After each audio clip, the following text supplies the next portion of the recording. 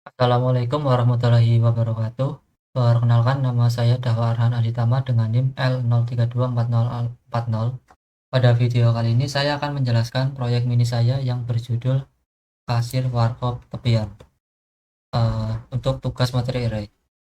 Jadi di sini saya membagi menjadi 3 bagian. Untuk yang pertama itu struktur program, yang kedua itu implementasi konsep dasar Java, dan yang terakhir itu demo jalannya program. Langsung masuk ke struktur ke tampilan struktur project saya di NetBeans. Jadi yang pertama ini untuk projectnya itu bernama Kasir Warkop Tepian. Kemudian di source package ini ada terdiri dari 4 package. Yang pertama itu eh, apps, package apps, di mana ini untuk isinya itu kelas main Java.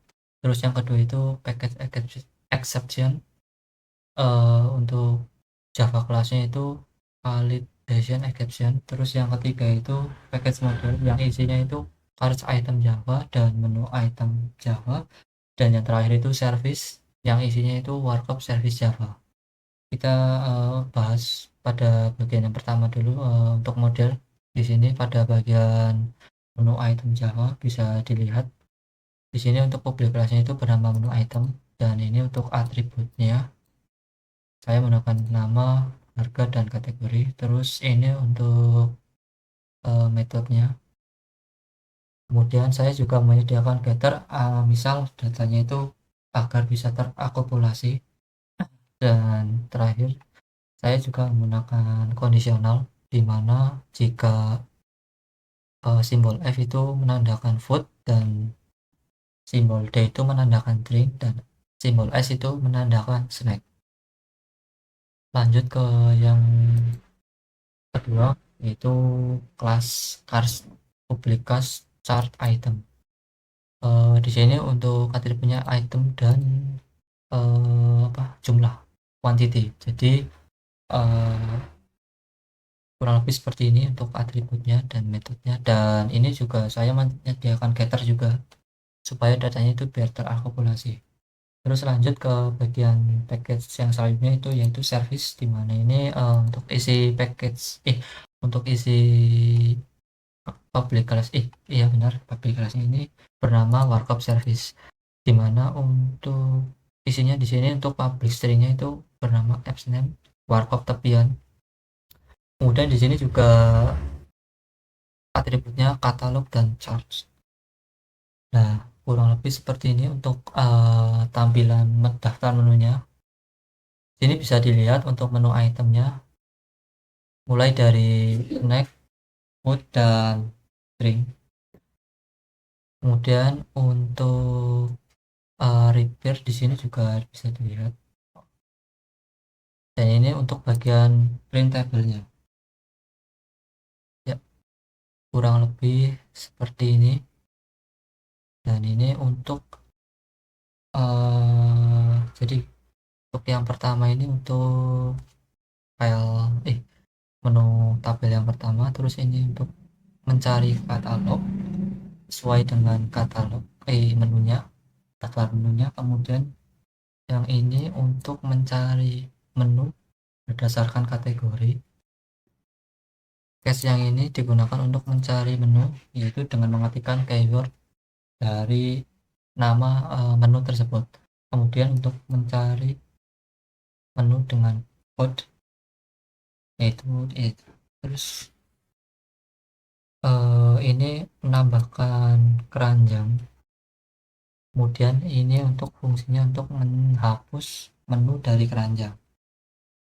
Nah, kemudian masuk ke yang bagian ini, get total before tax. Di sini program itu akan menghitung seberapa menghitung total dari harga yang telah kita pesan, kemudian akan dikurangi dengan akan ditambah dengan total pajak, total sebelum pajak, dan nanti akan muncul PPN sekitar 10%. Nah, itu 10% dari harga sebelum pajak. Nah, nanti akan terlihat untuk total harga totalnya. Kemudian masuk ke bagian package yang exception. Di sini bisa terlihat untuk kelas Java-nya. Untuk namanya itu validation exception, di mana untuk untuk memvalidasi input pengguna. Misal ketika jumlahnya itu kurang dari satu, atau semisal user itu memasukkan pilihan menu yang tidak ada. Jadi akan saya lempar ke validation exception ini, lalu ditangkap di main supaya programnya itu tidak crash dan bisa menampilkan pesan. Kemudian ke bagian yang terakhir yaitu package app, yang dimana ini berfungsi untuk memanggil semua untuk memanggil semua program yang untuk memanggil semua kelas yang telah dijalankan. Jadi untuk yang pertama ini kelasnya bernama main. Nah, ini untuk tampilan tabelnya kurang lebih seperti ini untuk headline-nya. Nah, kemudian ini untuk tampilan menunya, menu fitur-fiturnya. Misal dari yang pertama ini lihat semua daftar menu, kedua lihat daftar menu per kategori, yang ketiga cari menu, yang keempat tambah ke keranjang, kelima hapus dari keranjang, keenam lihat keranjang, ketujuh check out, dan yang terakhir itu 0 untuk keluar. Nah, di sini bisa dilihat ya, untuk case yang pertama itu saya menggunakan Swiss, dimana ini bisa berhenti. Nah, itu untuk case yang kedua ini, dimana user itu bisa memasukkan kategori menu sesuai dengan kategori. Misal kalau untuk F itu untuk food, D untuk drink, dan S itu untuk snack. Jadi kalau misal user itu tidak memasukkan F selain kata F, D, dan S, maka akan muncul output kategori kosong. Kemudian untuk case yang ketiga ini mencari menu. Jadi di sini user bisa mencari menu dengan mengetikkan keyword atau mengetikkan nama dari daftar menu tersebut. Misalnya untuk mie goreng, terus untuk es teh, dan lain-lain. Kemudian yang case keempat ini bagian tambah menu, tambah menu ke keranjang. Jadi user ini bisa menambahkan menu dengan mengetikkan kode menu yang sudah tertera di daftar menu di atas nomor 1. Kemudian user juga bisa memasukkan jumlah yang ingin dipesan. Nah, jika berhasil maka akan muncul output berupa berhasil ditambahkan. Nah, di sini ada exception, di mana jika quantity itu bukan harus berangka bulat. Jadi kalau misalnya kuantitinya itu bukan angka, maka output akan gagal. Kemudian di case kelima ini kode menu itu menghapus pesanan dari keranjang. Jadi ini user bisa menghapus misal ada salah pesan, jadi user bisa langsung menghapus lewat menu kelima ini. Nah, di sini untuk case ke-7 ini, ke-6 kurang lebih seperti ini, singkat saja. Dan case ke-7 ini tinggal di sini bisa dijelaskan untuk nama keranjang masih kosong. Misal user itu belum menambahkan makanan atau minuman ke dalam keranjang. Kemudian di sini juga bisa dilihat untuk nama pelanggan. Di sini user bisa menginputkan nama pelanggan tersebut, namanya di sini. Nah, misalkan tamu. Nah, di sini nanti akan otomatis akan melakukan konfirmasi pembayaran. Di sini juga disediakan nanti untuk total pembayaran yang akan dilakukan. Nah, di sini untuk case yang 0 itu case keluar, di mana user bisa langsung berhenti dan keluar dari program, dan output program akan menampilkan sampai jumpa. Dan ini kurang lebih seperti ini. Lanjut langsung kita coba untuk demo cara run programnya.